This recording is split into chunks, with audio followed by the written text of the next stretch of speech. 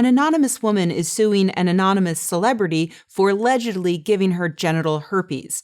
The woman says that she's keeping the celebrity anonymous because of his celebrity, and she's keeping herself anonymous because of the stigma attached to having herpes. Hey, here's the thing that probably doesn't help ease the stigma of having herpes: anonymously suing someone for giving it to you, even though he may not have even known he had herpes himself. A few weeks ago, I commented on the fact that I think Charlie Sheen is a giant piece of shit if it's true that he had unprotected sex with partners without revealing that he knew he was HIV positive. Here are a few of the reasons why this case is drastically different from that case. Number one, the woman doesn't even know if the man knew he had genital herpes. She says that he should be sued regardless of whether he knew or not, which is fucking insane. Most people who have HSV2, which is usually what causes genital herpes, don't know they have it. So by this woman's logic, no one should be having sex with anyone on the off chance that they might have it and might pass it along to a partner. Number two, while HIV can really fuck up a person's life, especially if it's not managed properly, herpes doesn't really have any dire consequences. And that's true for both HSV1, which normally causes oral herpes, and HSV2.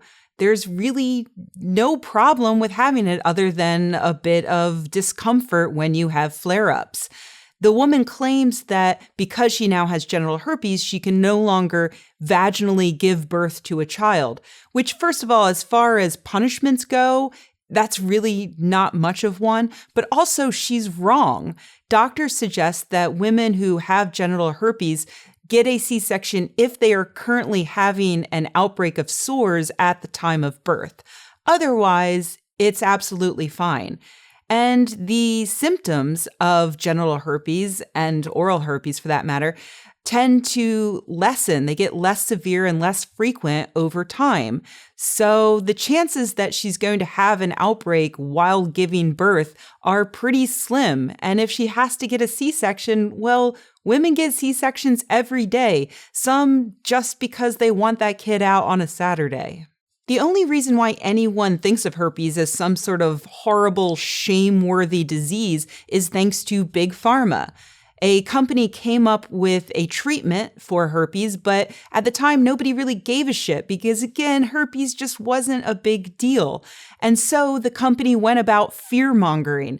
They got a bunch of articles written about how horrible and cringeworthy herpes can be, and you know what? It worked. By the time the 1980s rolled around, herpes was some horrific monster that was so shameful that you had to treat it immediately and never tell anyone you have it. I think the weirdest part about all the fear-mongering around herpes is how it all has to do with sex and the idea that anyone who has herpes must be some sort of filthy slut.